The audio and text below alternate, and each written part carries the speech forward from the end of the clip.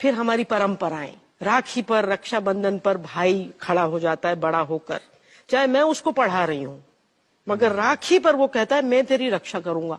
अरे तेरी रक्षा मैं 15 साल से कर रही हूँ भैया, तेरी नाक जब से बह रही थी, मगर राखी पर मुझे फिर वहीं लाके खड़ा कर दिया जाएगा कि तू नीचे है, रक्षा तेरी ये करेगा। एक बहुत अच्छा उदाहरण है करवा चौथ का त्योहार। अब करवा चौथ औरत रखती है ताकि मेरे पति को कुछ गलत ना हो जाए, उसको लंबी उम्र लगे, उसे लंबी उम्र लगे। अगर यही सोच है तो फिर अमेरिका के सब पतियों को तो मर जाना चाहिए था अब तक, क्योंकि करवा चौथ नहीं, करवा चौथ नहीं रखते।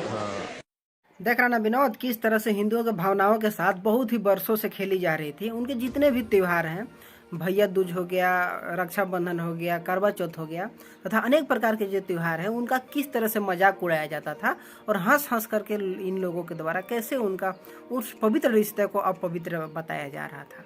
और ये जो सिलसिला थी ना, आज से नहीं शुरू हो गई है, बहुत पहले से हिंदुओं के भावनाओं के साथ खेलने का काम किया जा रहा है इनके इस माध्यम से।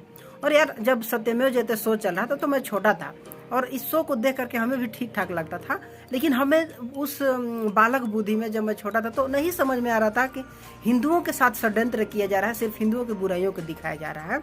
लेकिन आपने देखा कि सत्यमेव जयते में किसी भी शो में नहीं दिखाया गया कि कोई एक मुस्लिम व्यक्ति है जो कि एक शादी करके 4-5 बच्चे पैदा करके पहली को छोड़ देता है, दूसरी को फिर लाता है, फिर दूसरी को छोड़ता है, 5-6 पैदा करके फिर तीसरी को लाता है, चौथी को लाता है और उस तरह से अनगिनत करता है। और जब उसका सारा जो मिठास उस लड़की का चूस लिया जाता है, एक मुस्लिम लड़की का, उन्हीं मौलाना मौलवी के द्वारा, तब जा करके फिर दूसरी लाई जाती है और उसे सड़क पर छोड़ दिया जाता है। और छोड़ने के बावजूद भी क्या किया जाता है कि उसके ससुर के साथ, उसके मौलवी के साथ, मौलाना के साथ उसके रात गुजारनी पड़ती है। और जब तक उसे मन किया उसका ससुर रखा, जब तक मन किया मौलाना रखा, फिर इसके बाद उसे छोड़ी जाती है, फिर तब जा करके दोबारा उसके साथ रह सकता है। और इतनी नीच काम होने के बावजूद भी आज तक किसी भी सत्यमेव जयते के शो में ऐसी चीज़ों को नहीं दिखाई गई। तो आप समझ सकते हैं कि जाहिलपन जो है ना, वो बरसों से चली आ रही थी और सिर्फ हिंदुओं के भावनाओं के साथ खेलने का काम किया जा रहा था।